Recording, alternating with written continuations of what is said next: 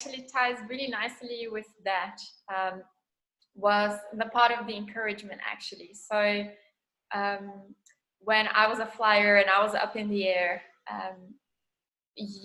and things start shaking, so perhaps the base, well, in our case, the base had done lots of exercises, so their legs were tired in some way, but they were still quite strong and capable of holding. But when you're flying up in the air, you have no idea of that. And you said you encourage the base to tell the flyers, the people on top, to say, I've got you, I have you, you're safe, all is good.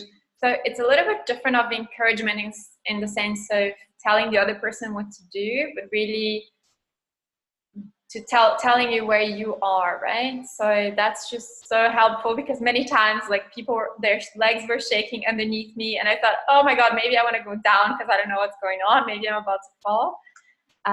And to hear the person saying, I've got you, my legs are shaking, but everything is okay, I've got you, that was great. So how does that, in your experience, has also worked in relationships, personal relationships, and that you've seen for other people as well, the day as partners have evolved with acro-yoga?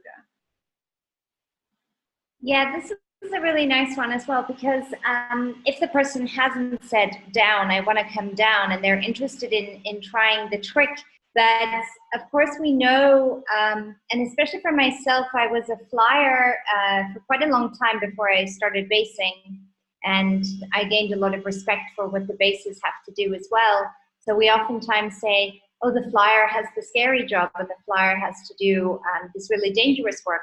But there's a lot of fear in the base as well, because the base is afraid for the flyer. The bases feel a lot of responsibility for the flyer, and they understand the fear the flyer goes through. So sometimes it helped me if I felt unsafe about a trick, and the base said to me, yeah, I know you're scared, but I really have you. I really do have you. I am really supporting you.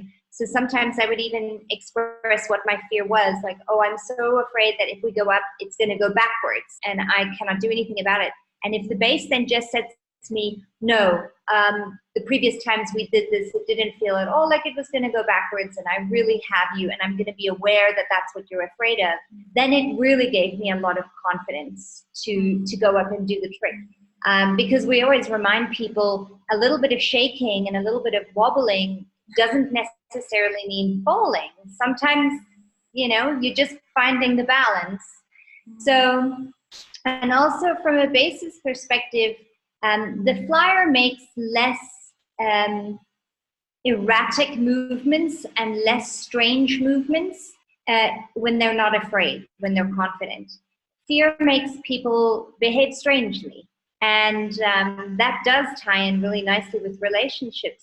When we see somebody is afraid and insecure, if we see their behavior is strange, the best thing you can do for them is recognize why they may be behaving that way, why they may be fearful, and giving them the reassurance they need. Just saying, I got you, I'm here, I'm supporting you. It's okay to be afraid, but we've got this. And that has been leaking to a large degree into my life. I've been starting to look at these things more in a relationship context or a friendship context. If I notice someone is behaving out of the ordinary, oftentimes I can see, oh, it comes from a place of they're insecure, they're afraid, they're nervous. And if I just say a couple of encouraging words, it can really change the whole setting, and it can change the whole trick in the end. I love that. Yeah, thank you so much. You say it so nicely, and it's so clear. I've actually just had another question, a third question come to my mind.